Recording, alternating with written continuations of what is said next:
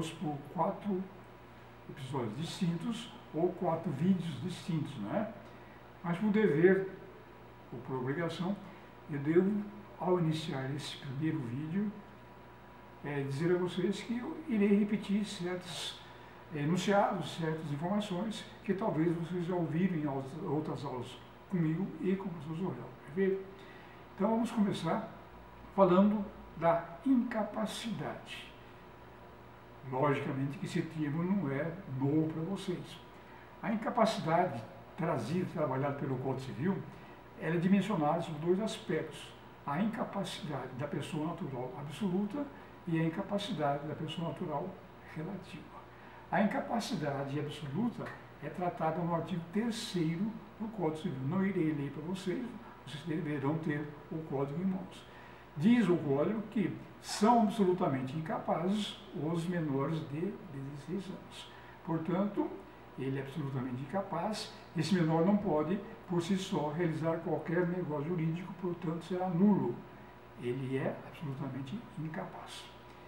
E, no segundo plano, tratado no artigo 4º do Código Civil, o legislador enuncia as incapacidades relativas. Então, a pessoa natural não tem 18 anos, mas já tem 16, ela é tida como relativamente incapaz. Conquanto que o absolutamente incapaz não tem vontade, se realizar o negócio ele é nulo, os relativamente incapazes, trabalhados nos incisos do artigo 4º, eles podem praticar negócio jurídico, mas com assistência dos seus pais, dos seus representantes legais. Portanto, lembrando a vocês que o artigo 4º e seus diversos incisos do Código Civil são enunciados novos, inseridos através da Lei 13.146/2015, que é o Estatuto da Pessoa com Deficiência. Esse Estatuto deu uma característica plena aos relativamente incapazes, ou seja, os relativamente incapazes, perante essa lei federal, eles são capazes, levando em conta, portanto, essa lei, o Instituto da chamada dignidade da pessoa humana. Perfeito? Em termos de incapacidade, nós vamos trabalhar agora com 2 outros institutos: o suprimento dessa incapacidade e a cessação dessa incapacidade. Suprir significa compor, significa suprir, significa completar. Muito bem. Supre-se a incapacidade com a chamada representação. O que vem a ser isso? O menor de 16 anos, não podendo praticar, por ser menor, um ato sozinho, e se esse ato for necessário à sua prática, os pais representam o menor. Os pais assinam pelo menor. O menor não assina, porque o menor, se o fizer, a assinatura dele é nula. Então, supre-se a incapacidade através da representação.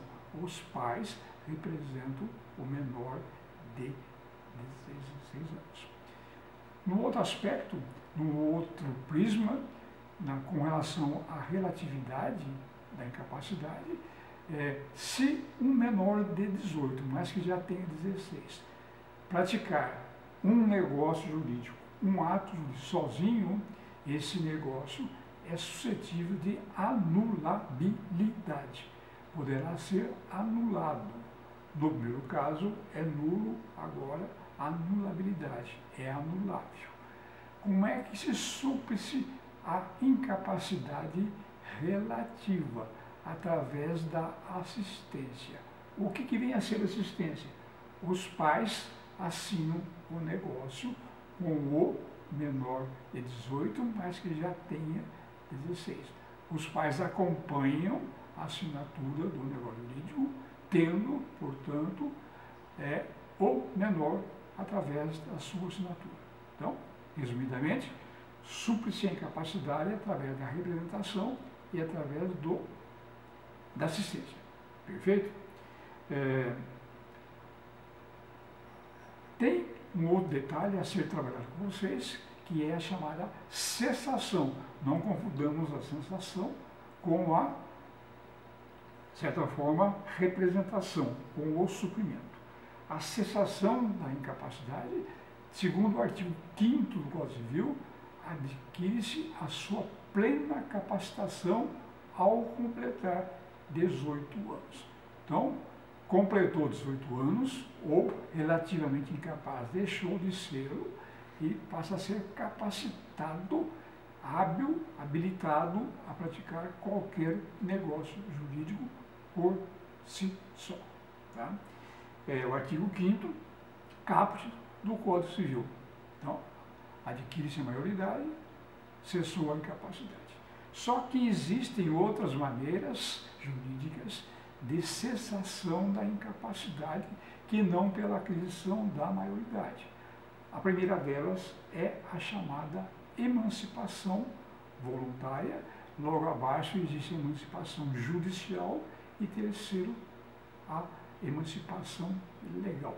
São 3 categorias de emancipação, cada qual com o seu conteúdo próprio, cada qual com os seus efeitos, cada qual com as suas definições. Então, a primeira dessa classificação está no inciso 1º, 1 em romano, do artigo 5º. É a chamada emancipação voluntária. Eu não vou ler o código para não ser muito cansativo, mas se você tiver o código, eu leio. Né?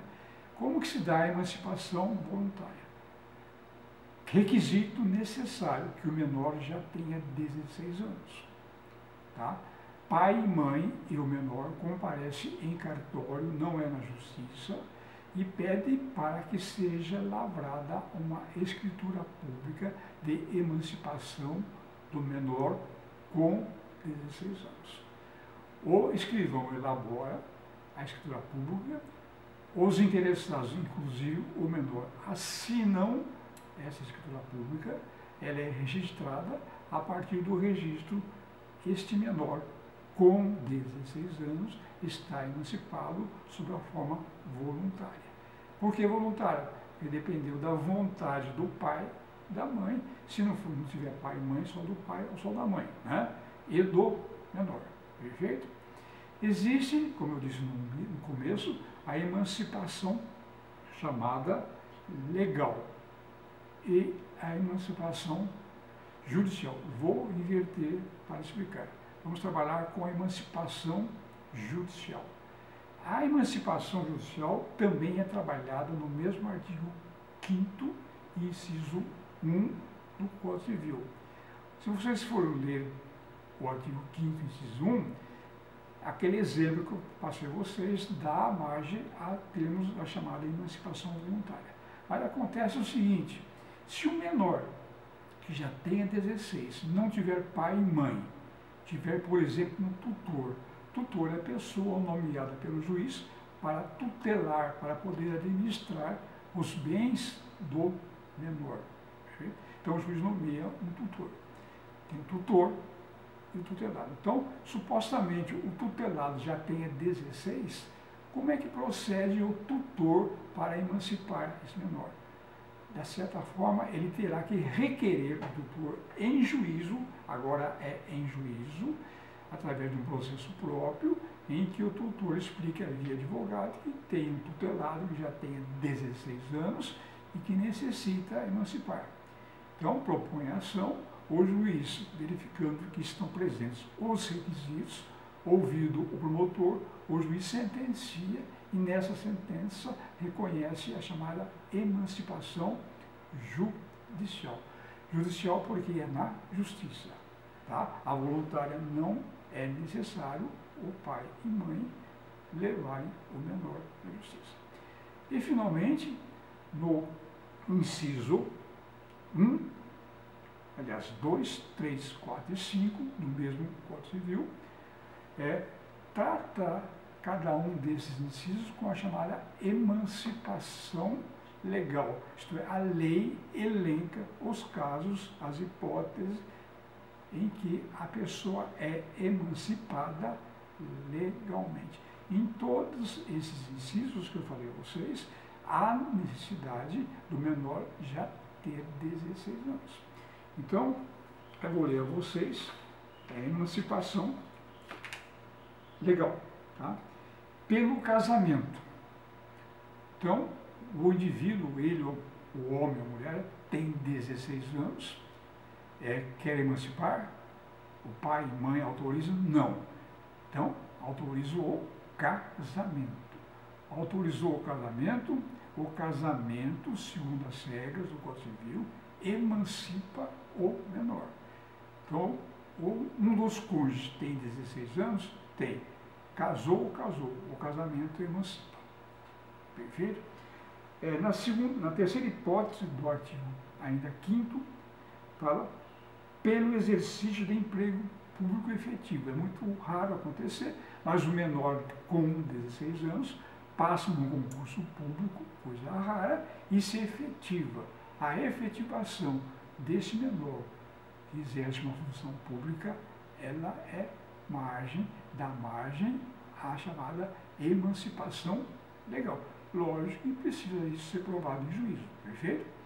No inciso 4, é um caso também raro, pela colação de grau em curso de ensino superior.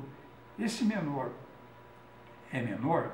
Ele é um gênio, porque passou na faculdade, curso 3, 4 ou 5 anos, colou o grau, perfeito?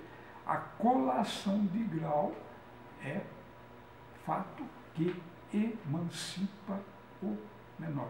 Também deverá ser provada a colação de grau e que o menor é menor em juízo. Tá?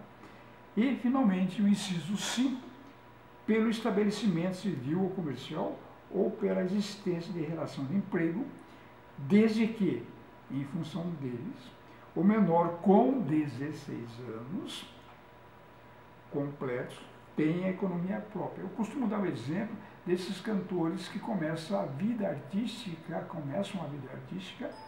né, tenra idade, mirins, né?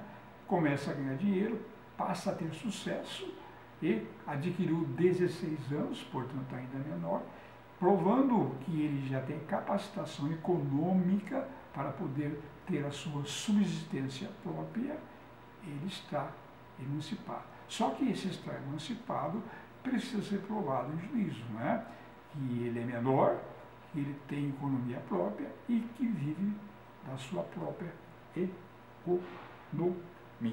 Perfeito? Então nós terminamos aqui o primeiro bloco. Tá?